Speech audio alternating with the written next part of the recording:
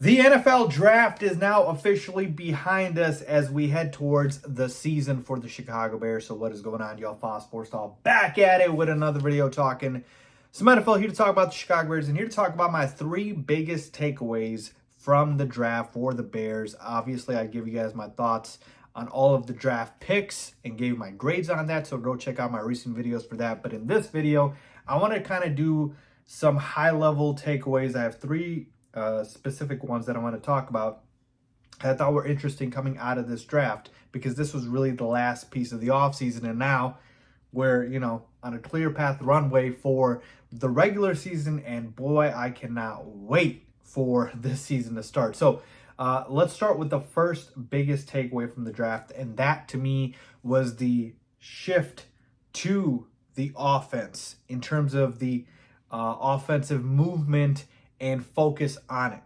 All right. The first pick was obviously Caleb Williams. We all knew that.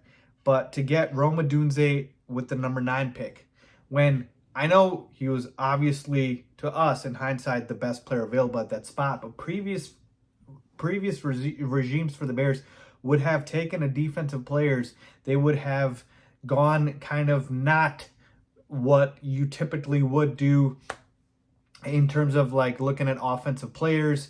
And it's always been about, the Bears defensively. That's what they focus on. They're built on their defense, and they're just built on, being tough-minded, hard-nosed, 1985 Bears. And Ryan Poles talked about in his press conference, we talk too much about the past. The past is the past, and we're looking forward to the future.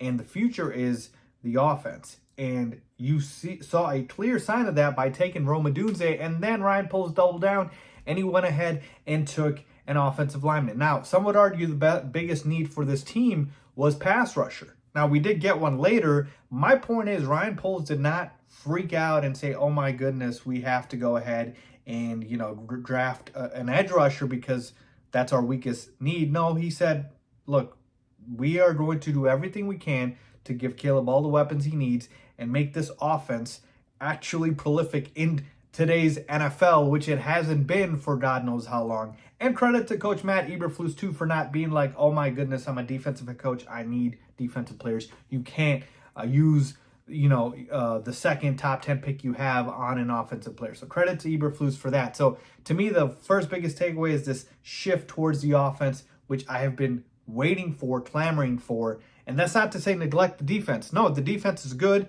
It finished last season really well. And so you thought, hey, we have the requisite talent, the pieces there.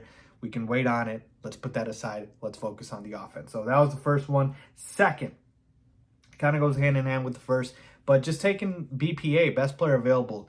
And it didn't matter kind of the position here. Ryan Poles took a punter in this draft. All right, Torrey Taylor. But that punter is the best player at his position and arguably the best player available at that point.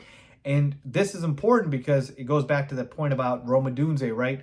Best player available at that point, even if the bigger need is an edge rusher. Now, it's not always going to be the right thing to do by taking best player available, but more often than not, it works out, right? More often than not, it works out. Now, if you already have a quarterback and you're taking another quarterback, maybe that's one of those exceptions, right? Because you can only play one at a time. But my point is, every other position, you don't have that kind of conflict. So he went best player available here a lot, right? Rome Odunze, best player available. Torrey Taylor, best player available. Austin Booker, best player available. And he found a way for it to fit needs as well. But I love the fact that he wasn't only specifically drafting for need. He said, look, we have Keenan Allen, we have DJ Moore, but we got to look towards the future. Let's add another receiver. He went ahead and said, we have a punter, but we can do better. Let's go ahead and take Torrey Taylor. So I love the fact that he did a lot of BPA in this draft, best player available drafting. All right. And finally, my third one is this draft class has a chance to be potentially, hear me out, the best draft class in Bears history. Now, I should caveat this by saying there was a draft class, if you guys remember, probably don't because it was before a lot of us, where they took Dick Butkus and Gale Sayers, who were 2 Hall of Famers. So, yeah, in a way, you pretty much are going to need 2 Hall of Famers here to be able to compare. But work with me here. If this draft class hits how you want it to, you will have your franchise quarterback in Caleb Williams, your franchise wide receiver 1 in Rome Odunze, a starting level offensive lineman in the tackle you took out of Yale, your starting punter, and arguably one of the best punters in football, in Torrey Taylor, and a starting edge rusher in Austin Booker. That's 5 starters right there if they pan out. And 2 of them have a chance to be Pro Bowlers, in Caleb and Rome, and heck, even Torrey Taylor. So 3 of them, and all pros.